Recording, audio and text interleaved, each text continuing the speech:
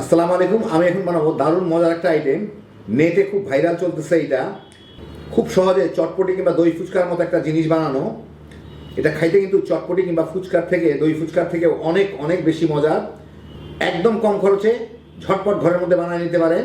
তো আসে দেখি শুরু করা যাক। আমি এখানে কিছু ডাবলি নিয়ে নিছি।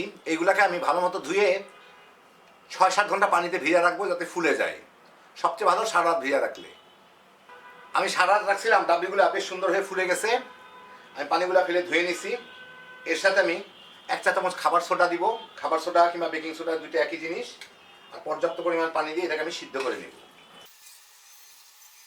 ফুটে উঠলে আঁচটা খুব কমায় রাখবো, কারণ বেশি আঁচে রাখলে এর খোসাগুলো কিন্তু খুলে যাবে। সাথে স্বাদ মতো লবণ দিয়ে দিব। প্রায় 10 মিনিটের মতো লাগলো। এর মধ্যে আমার ডাবলিগুলো সিদ্ধ হয়ে গেছে, একদম নরম হয়ে গেছে। এখন আমি চুলাটা বন্ধ করে দিব। এই যেটুকু পানি আছে সেই পানিটুকু কিন্তু এটা চুষে ফেলবে। ডাইল জাতীয় জিনিস তো পানি চুষে ফেলবে। আমি এখানে থাকলে তেঁতুল নিয়ে এসেছি। এগুলাকে আমি একটু পানি দিয়ে ভিজা রাখবো এই 20-25 মিনিট, আধা ঘন্টা। তারপর এটাকে চিপে আমি কাঠ বানায় নিব। এর মধ্যে তেঁতুলটা ফুলে যাবে, সহজেই কাঠ হয়ে যাবে। মানে কচলায় নিব যাতে তেঁতুলের রসটা পানির মধ্যে চলে আসে। আমি এখানে 4টা সিঙ্গাড়া নিয়েছি। এই সিঙ্গাড়াগুলোকে একটু ভেঙে নিতে হবে ছোট ছোট টুকরা করে। আমি ভেঙে ছড়াই দিব আর কি। এর উপরে আলু আছে, সবই আছে এর মধ্যে, চিন্তার কারণ নাই। আলুটা পাশগুলো একটু মচমচে হলে ভালো, অনেকটা ফুচকার মতো টেস্ট আসবে। চটপটির সাথে যেরকম ফুচকাগুলো ভেঙে দেয়। বাস সব দিকে সমান করে নিয়ে নিলাম। এর উপরে আমি এখন এই ডাবলিগুলো দিয়ে দিব। ডাবলিগুলো পানি কিন্তু অনেকটা টেনে গেছে।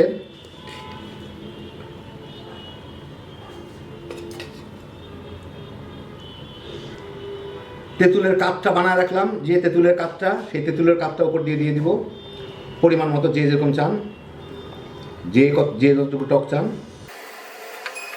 একটু টক দই আমি একটু চিনি দিয়ে ফেটে রাখছি, ওগুলোও দিয়ে দিব।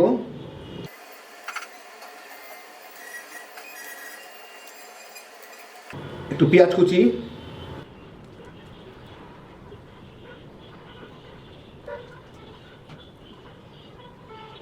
টমেটো কুচি,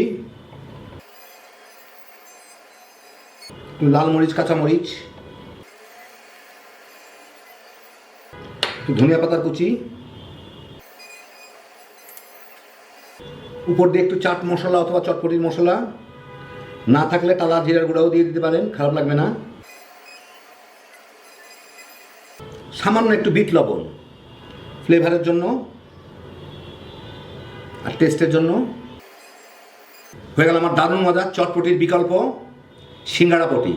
যারা চটপটি পছন্দ করেন এইভাবে একবার বানায় দেখেন।